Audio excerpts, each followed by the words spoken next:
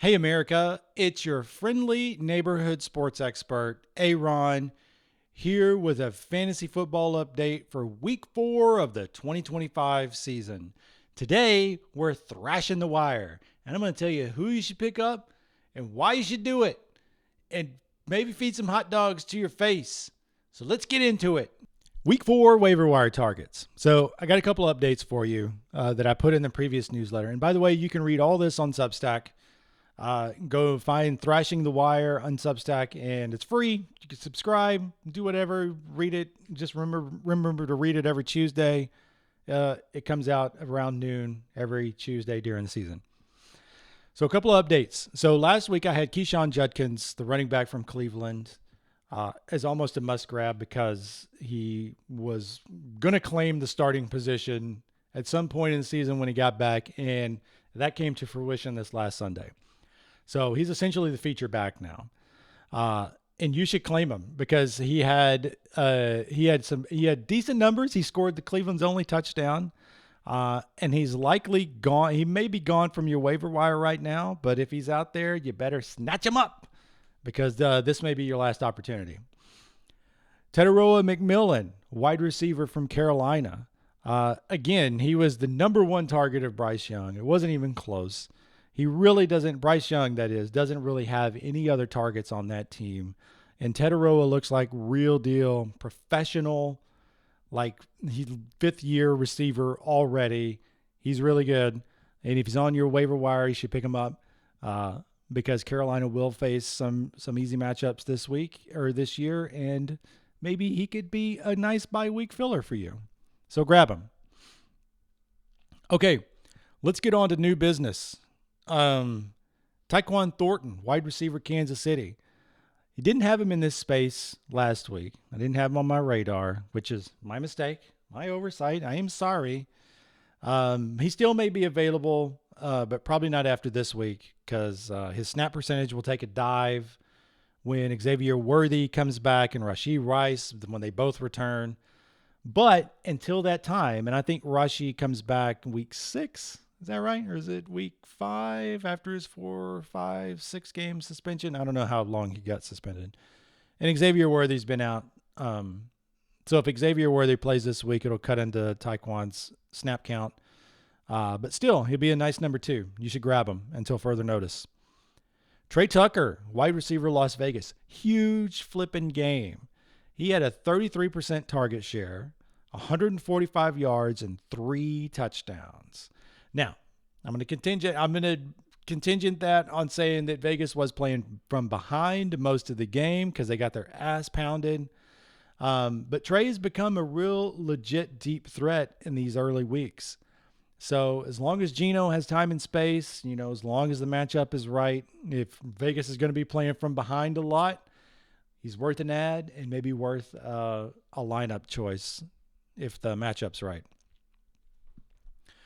The next one I have is Hunter Henry, tight end, New England. 31% target share. I mean, he's obviously Drake May's favorite target, at least this past game. But turnover sunk New England, but they were still in it late.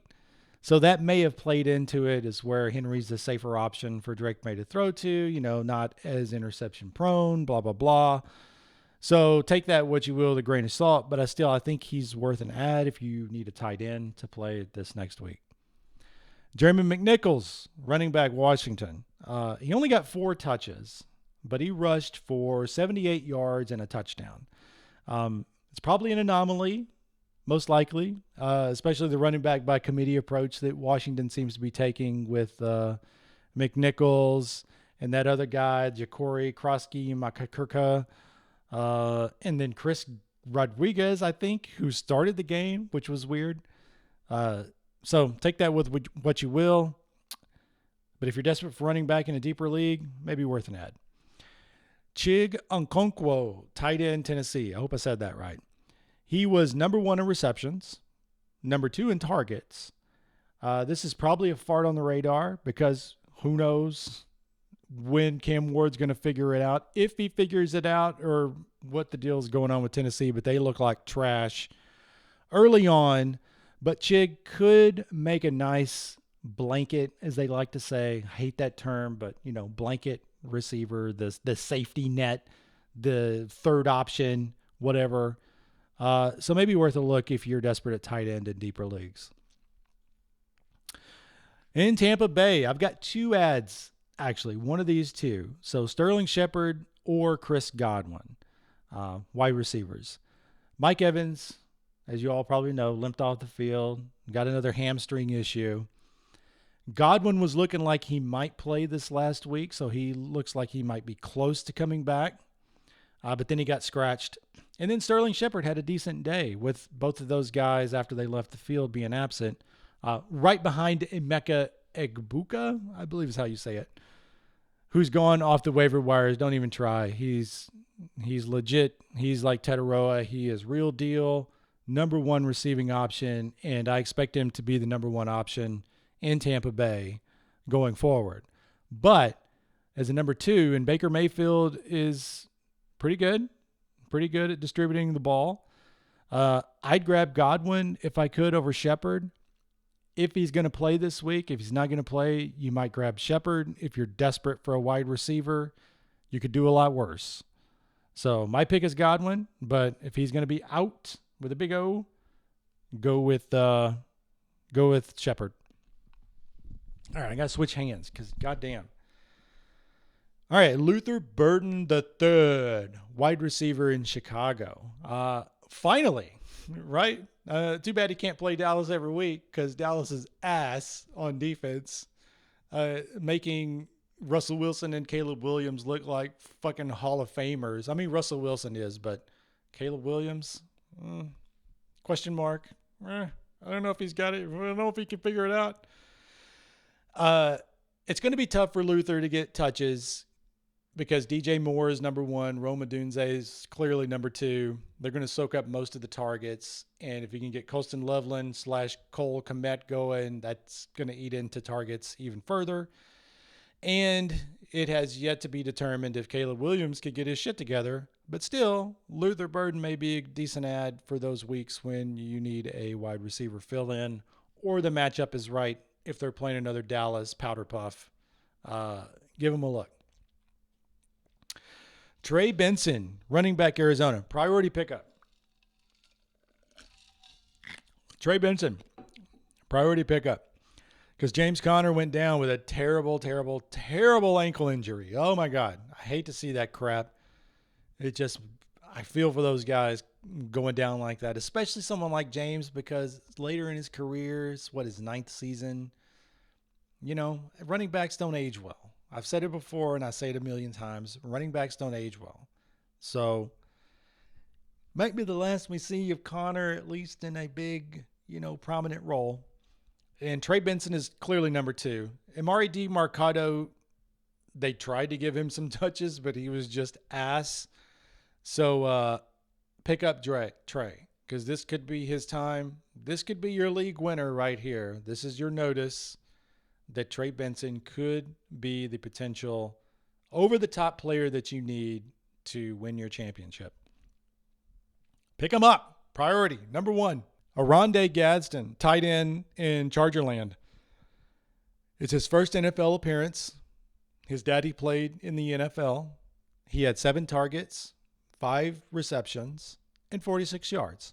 Not bad for a first start, especially that targets. I like to see that number of targets for a tight end.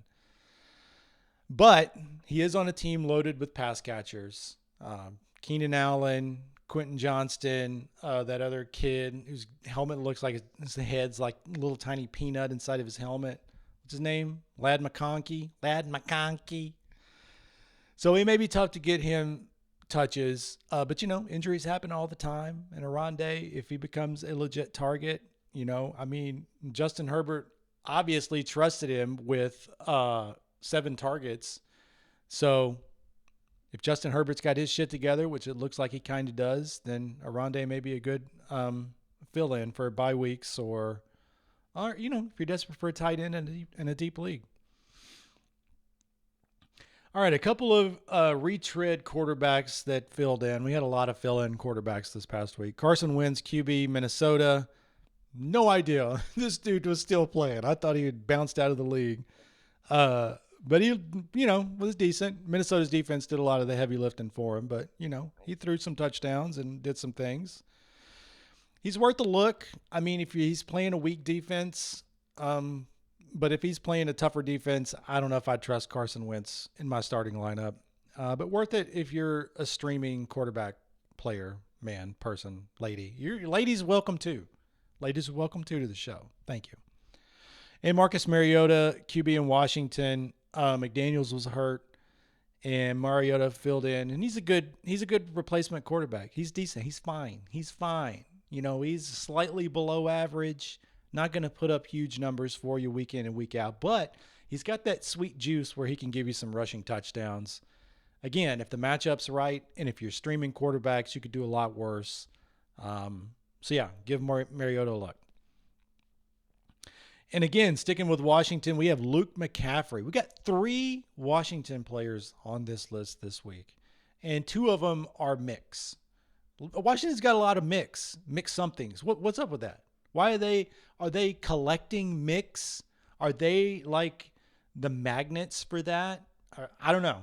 Maybe they have a thing for mix. McLaurin, McNichols, McDaniels, McMurtry, McCaffrey, a lot of them. So Terry McLaurin went out with an injury, question mark if he's going to play in the coming weeks. Luke McCaffrey would be number 2 behind Debo, and they really use Debo more as a rushing wide receiver, which sounds weird to say.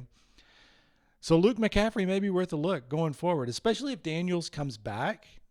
He could turn into the number 1 receiver, and he's not half bad. Next on the list, Blake Corum, running back from the Los Angeles Rams in Ramsville. So the Rams have a mostly balanced offense. They throw as much as they run, which is good. Kieran Williams is obviously the number 1 back, but Corum looks good when he gets touches. So they're going to give him touches. They're going to see if he can break 1 or 2 or, get you some big chunk yards and maybe even score a touchdown from the 35 or so. But Kieran's going to be number 1 unless he gets hurt. But it's worth adding Corum now because Kieran does have an injury history. So it's worth adding him now. Could be a league winner late in the season. So don't say I didn't tell you so. Don't say I didn't tell you so. And finally, from Monday night, Mark Andrews, tight end Baltimore, made an appearance finally for the season. Wow, he had a monster game. And after just, what was he, shitting his pants on the sidelines? Barfing into a bucket? No clue. He might be available on your roster, maybe not. He's 87% rostered in Yahoo leagues. But he had 6 targets, 91 yards, and 2 fabulous touchdowns in a losing effort against Detroit. And who knows what's going on with Baltimore? I mean, they're going to score points, but their defense is very sus. Very sus. They might be ass. They might be right up there with Dallas in ass. No, nobody's that bad. Anyway, if he's on your waiver, I'd grab him because he's got top 10 tight end potential to finish the season, especially on a really good team with limited wide receiving options. And Lamar Jackson, who will throw it to tight ends and do all that fun stuff. And there you have it. Your week 4 waiver wire targets for the 2025 season. I've been Aaron. This is Lineup Theory. Go check out my research tool. I built it for you, the people that play fantasy football in America. If you're a casual player, you want to win, but you got shit to do, it's perfect for you. So go check it out. Again, I'm Aaron, Lineup Theory. See you next week.